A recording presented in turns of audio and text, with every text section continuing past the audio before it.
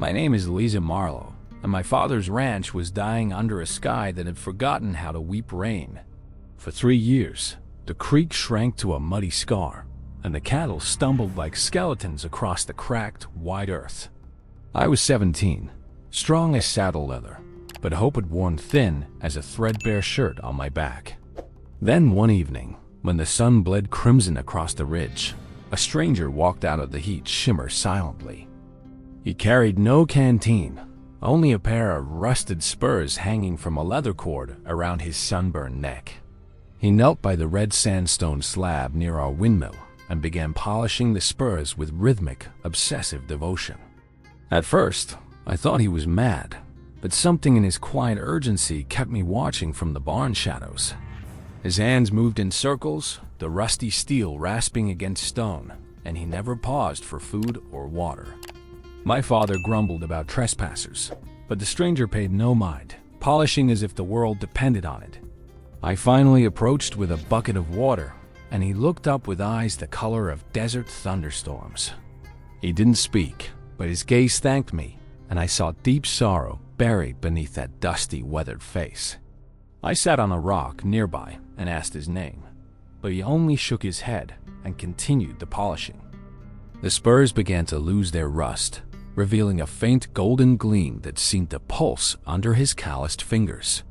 Days passed, and he never strayed from the slab, polishing through the scorching days and the cold, starry nights. I brought him bread and coffee, and eventually he let me sit closer, our silence becoming a comfortable shared language. Then I noticed the sand around the rock was changing, tiny flecks glittering brighter than the usual mica full shine. I scooped a handful and gasped, for the grains were heavy and warm, pure gold dust clinging to my skin. I showed my father, and he nearly collapsed, whispering that we were saved from ruin if this miracle was real. But the stranger kept polishing, as if the gold were merely a byproduct of a deeper, more sacred transformation within. One night, by firelight, he finally spoke, his voice a dry rasp like wind over ancient canyon stones at dusk. He said he had been a prospector who betrayed his partner long ago, a woman who loved him beyond all reason.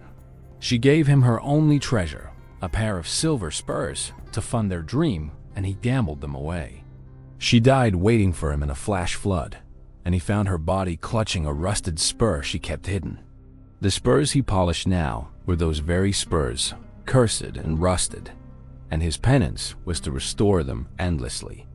Until the rust turned to gold and the desert bloomed, her spirit could never find peace beyond the thirsty grave. My heart broke for him, and I asked why he came here, and he said the land had called him silently. I realized the drought, the dying ranch, was somehow tied to his sorrow and the unfinished atonement of his soul. I knelt beside him on the sandstone, took the second spur, and began polishing alongside him with all my strength. He tried to stop me, but I told him that no one should carry such a burden alone in the wilderness.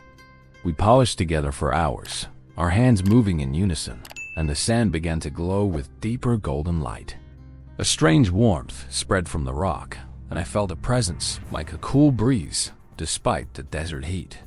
The windmill creaked and then began to turn, though there was no wind and water gushed from the dry well. My father shouted, tears streaming down his face, as the creek bed filled with silver water rushing toward the pastures.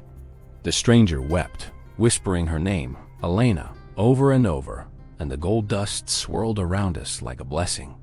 I saw a faint figure of a woman in the shimmer, smiling, and then she dissolved into the golden, life-giving sunrise.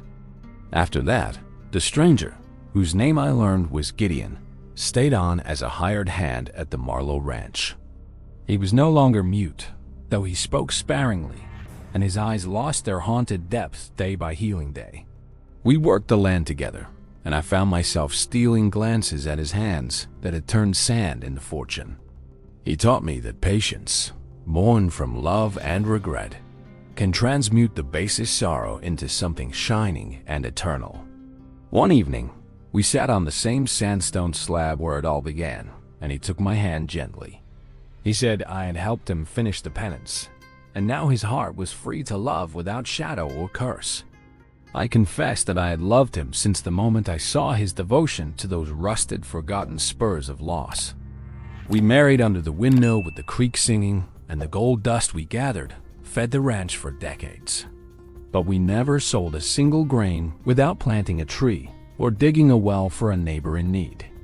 The gold multiplied in our hands, as if the land rewarded generosity with an endless shimmer of faithful provision. Gideon told me the secret was not magic, but a covenant. When devotion meets sacrifice, the desert yields its treasure. Our first child, a daughter we named Elena, was born with eyes the color of the storm that brought us together. She grew up hearing the story of the rusty spurs, and she learned that love is the only eternal alchemy. Every year, on the anniversary of the miracle, we polish a new pair of spurs and give them to young lovers. The tradition spread across the territory, and folks said our ranch was blessed by the ghost of a forgiving heart. I watched Gideon age, his hands still strong, and the gold never stopped appearing where our sweat and prayer mingled.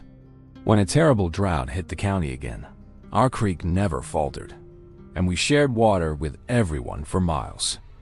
People called it the Spur Spring Miracle, and pilgrims came to touch the red sandstone slab and leave their burdens there.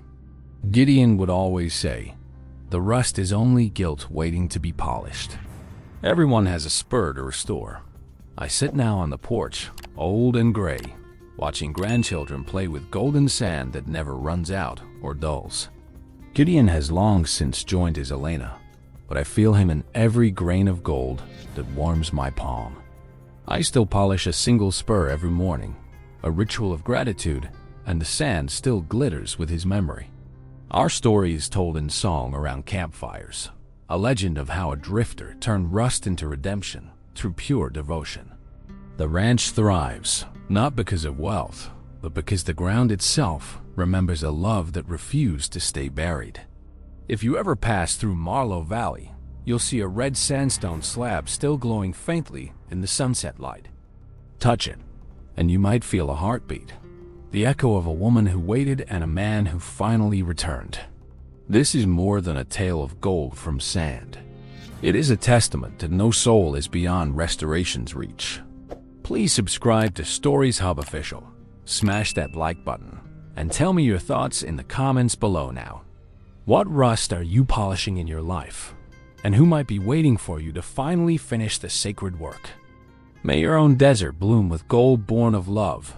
Until our next tale of frontier wonder, farewell, dear friends.